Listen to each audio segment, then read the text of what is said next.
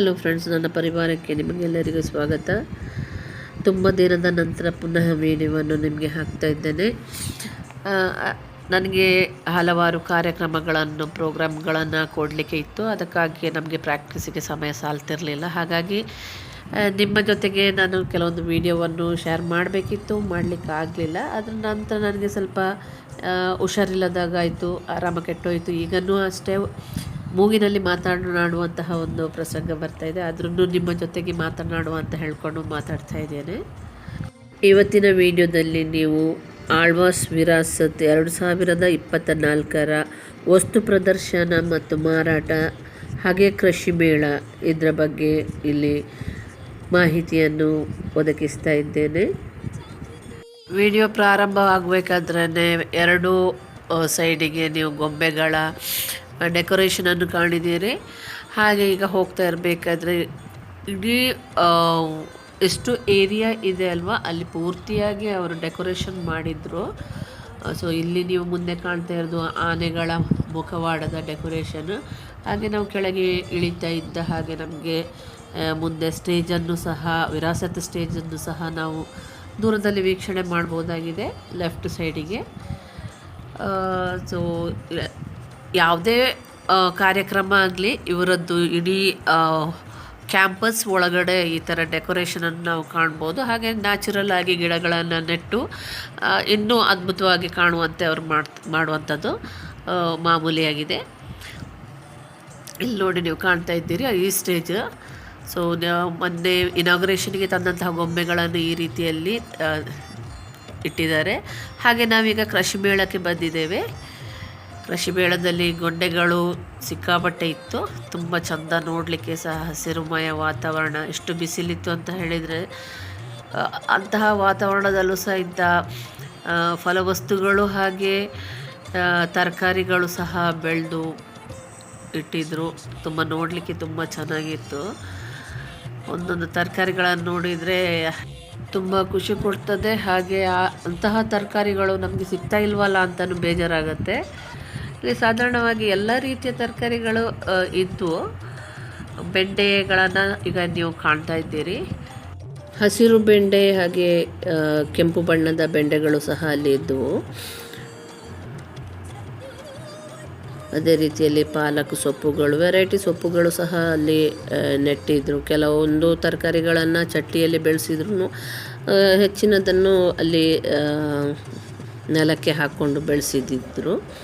ಹಾಗೆ ಕುಂಬಳ,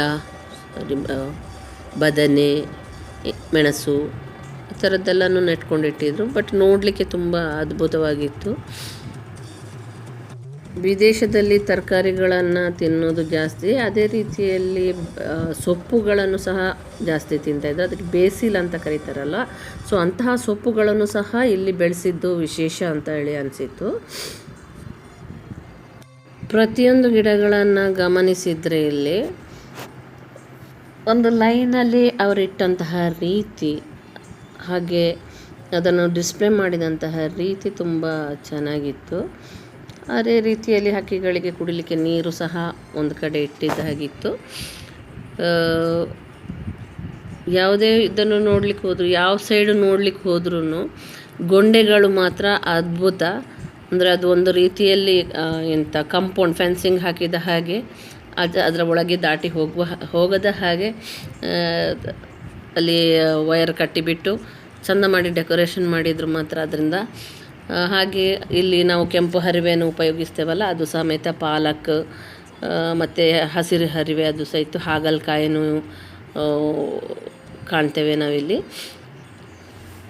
ಇವಾಗ ನಾವು ವಸ್ತು ಪ್ರದರ್ಶನ ಇರುವ ಕಡೆಗೆ ಹೋಗೋಣ. ವಸ್ತು ಪ್ರದರ್ಶನ ಎಂಟ್ರ್ ಆಗ್ತಿದ್ದ ಹಾಗೆ ಎರಡೂ ಕಡೆಯಲ್ಲಿ ನೀವು ವಿವಿಧ ರೀತಿಯ ಗೊಂಬೆಗಳನ್ನು ಸಹ ಕಾಣ್ಬೋದು.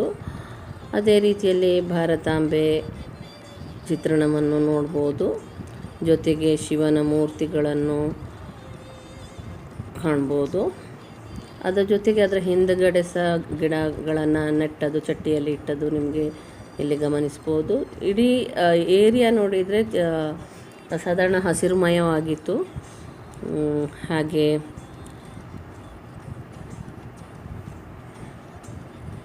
ಇಲ್ಲಿ ಮುಂದೆ ನೀವು ಅಂಬೇಡ್ಕರ್ ಅವರದ್ದು ಇದನ್ನು ಗಮನಿಸ್ತೀರಿ. ಅದೇ ರೀತಿ ಶಿವಾಜಿಯವರ ಸ್ಟ್ಯಾಚ್ಯು ಸಮೇತ ಗಮನಿಸ್ತೀರಿ. ಮುಂದೆ ಬರಹಗಾರರ ಸ್ಟ್ಯಾಚ್ಯುಗಳು ಸಹ ಇದೆ, ನೋಡಿ ಬರುವ.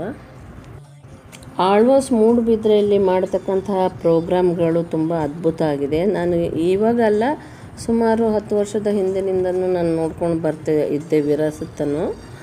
ಸೊ ವಿರಾಸತ್ ಅಲ್ಲಿ ವಿವಿಧ ನೃತ್ಯಗಳನ್ನು ಆಯೋಜಿಸ್ತಾರೆ. ಬೇರೆ ಬೇರೆ ಕಡೆಗಳಿಂದ ಬೇರೆ ಬೇರೆ ಗುಂಪುಗಳನ್ನು ಕರೆಸಿಬಿಟ್ಟು ಅಲ್ಲಿಯ ಕಲ್ಚರ್ ಏನಿದೆ ಅದನ್ನು ಇಲ್ಲಿ ತೋರಿಸ್ತಾರೆ.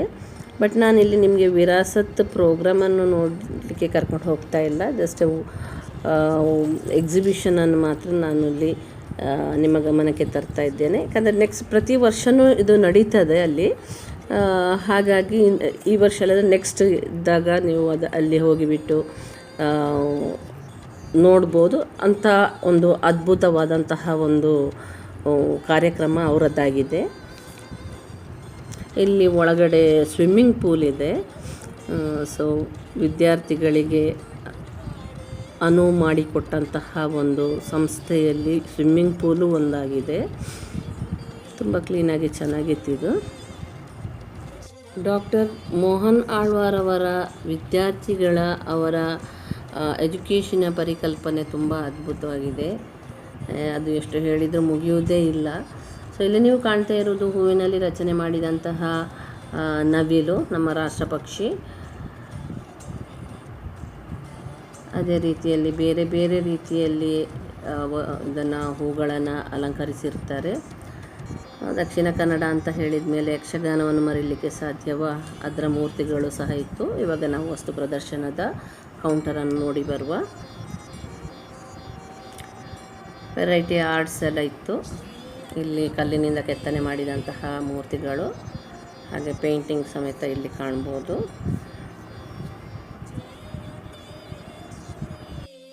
ಚಿತ್ರಕಲೆಯು ತುಂಬ ಅದ್ಭುತವಾಗಿದೆ.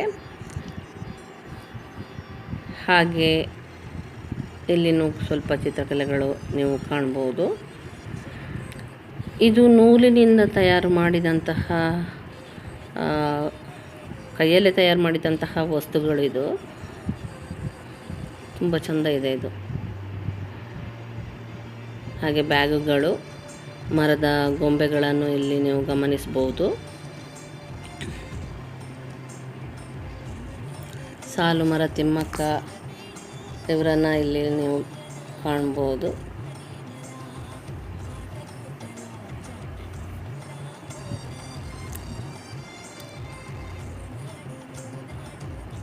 ಫೋಮ್ನಿಂದ ತಯಾರಿಸಲ್ಪಟ್ಟಂಥ ಪರ್ಸುಗಳು, ಹಾಗೆ ಮೆಟಾಲಿಕ್ ಐಟಮ್ಸ್ಗಳನ್ನು ನೀವು ಇಲ್ಲಿ ನೋಡ್ಬೋದು. ತುಂಬ ಚೆಂದ ಇತ್ತು ಇದು ಕತ್ತಿಗಳಾಗ್ಬೋದು ಅಥವಾ ಮುಖವಾಡ ಆಗ್ಬೋದು, ಚಪ್ಪಲು ಅಂದರೆ ಊದ್ಬತ್ತಿ ಇಡುವಂಥದ್ದು, ಆಮೇಲೆ ಗಡಿಯಾರಗಳು ಸಣ್ಣದು, ವೆರೈಟಿ ಇತ್ತು ನೋಡಲಿಕ್ಕೆ. ಪರ್ಚೇಸ್ ಮಾಡುವವರು ಪರ್ಚೇಸ್ ಮಾಡ್ಬೋದಿತ್ತು. ಕೆಲವೊಮ್ಮೆ ಇಂಥ ಸ್ಥಳದಲ್ಲಿ ಹೋದಾಗ ನಮಗೆ ನೋಡದೇ ಇರುವಂತಹ ವಸ್ತುಗಳನ್ನು ನಾವು ಗಮನಿಸ್ಬೋದಾಗಿದೆ. ಹಾಗೆ ಪರ್ಚೇಸ್ ಮಾಡೋದಿದ್ರು ಪರ್ಚೇಸ್ ಮಾಡ್ಬೋದು. ಇದೀಗ ಕಲ್ಲಿನ ಕೆತ್ತನೆಯ ಕೆಲವು ಆರ್ಟ್ಗಳು, ಹಾಗೆ ತಾಮ್ರ ಕಂಚಿನದು ಐಟಮ್ಸನ್ನು ನೀವಿಲ್ಲಿ ಗಮನಿಸ್ಬೋದು. ಅದೇ ರೀತಿ ಫ್ರೇಮ್ ವರ್ಕ್ ಮಾಡಿದ್ದಾರೆ ತಾಮ್ರದ ಇದರಲ್ಲಿ. ನಿಮ್ಗೆ ಗಿಫ್ಟ್ ಎಲ್ಲ ಕೊಡುವಂಥದ್ದು ಇದ್ದರೆ ಮಾಡ್ಕೊಳ್ಳಿಕ್ಕಾಗತ್ತೆ.